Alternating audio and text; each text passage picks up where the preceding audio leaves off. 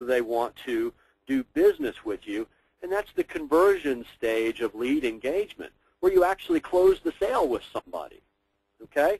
But nowadays, most people, now, Lee, I've been married 18 years. How long have you been married? 8 years.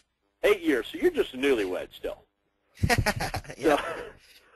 But chances are, when I got married, I didn't come up to my wife and just say, Suzanne, will you marry me, when I first saw her, okay?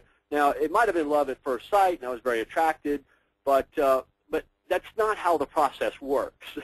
The process works where you meet somebody, you're somewhat attracted, so you start a relationship, and you start a discovery process to find out whether you want to continue that relationship. And then it heats up a little bit, and it goes to the next stage. And unfortunately, in business, sometimes we forget about that relationship building, and we go right for the kill. We want to make the sale because human nature says that's the easiest thing to do. We want our meat, we want our dinner right now, and we don't want to wait for it. And really, the opposite is the case. What we need to do is build the relationship so we can have lifelong customers, and there's a bigger trust factor involved.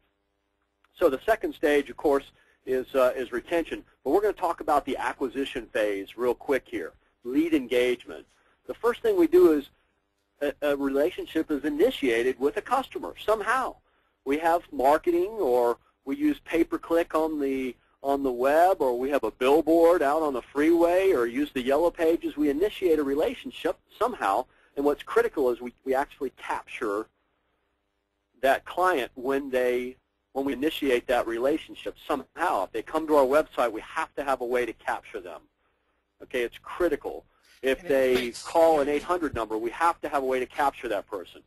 Yeah, Lee. It just makes sense. I mean, you know, everything in life is, as you're saying, you know, you don't just go, let's say you're shopping for a house. You know, you don't just go, okay, here's $100,000 or $500,000 for a house. You know, you court that house through an agent, Yep. And you build value, and you look into the demographics, the school, you know, everything you do, all the research. Well, the same philosophy applies going down to email marketing 2.0, web, small business, entrepreneurial thinking.